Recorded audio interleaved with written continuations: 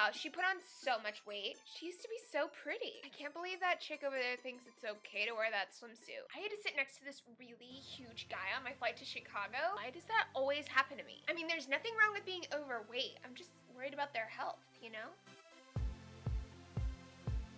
Disapproving glances from strangers, thousands of clothing stores whose sizes run so small you don't stand a chance if you've got a belly. The movies that constantly portray fat people as mean, annoying, lazy, stupid. The allocation of a second section in porn for anybody who's not thin. The fact that fat is an insult, as if that's the worst thing you could be. And let's not forget the weight discrimination that has increased 66% in the last 10 years. I often wonder to myself, why is fat such a big deal? And why is society such a big fucking bully? People didn't always hate fat. Throughout the 15, 16, 17, 1800s, big, thick, jiggly bodies were all the rage. I mean, key in on these rules from this babe in the 1800s. And check out the cellulite on these ladies from 1639. How can we return to our traditional values? Never thought you'd hear me say that, huh?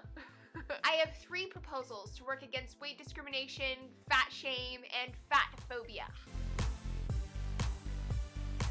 Fear the name only increases fear of the thing itself. There's nothing wrong with referring to fat as fat. Although it's been used as a derogatory insult, we can take that shit back. By shying away from the word fat as if it's an insult, we reinforce fat shame. Just like my vagina is not my hoo-ha, my flower, my special magic place, neither is my fat, my pudge, my chunk, my fluff. It's my fat, and there's nothing insulting about calling it by its name.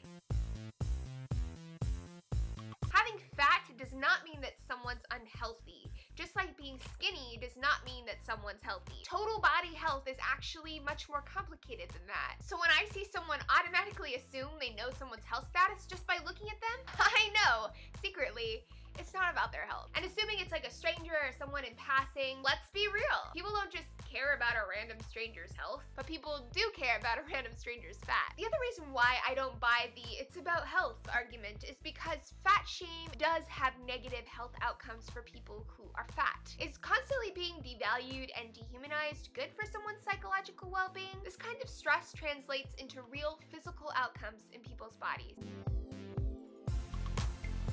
My last proposition is to truly, fully, completely love your body, including your fat. Take care of your body and take care of yourself. Whatever our bodies end up looking like is fine, and we should love the shit out of them for 2 reasons. 1, loving your body is good for you. Secondly, loving your body is a direct threat to fat shame. When fat shamers look at people who are fat, they are confronting fears within themselves. Fears about being lazy or unattractive, whatever the association may be. In shaming that person, they feel better about themselves and their own insecurities. Like, oh, I'm not the lazy one, that's the lazy ass over there. And when you're over there and you're all busy loving the shit out of yourself, you're gonna piss those fat shamers right off. Because by having fat and loving yourself, you are challenging that person's expectation that you will feel at least as insecure as they do about themselves. By being fat and loving yourself, you're forcing people to confront their own fears. And well, I'm all about people confronting their fears. All right, everyone, have a great week.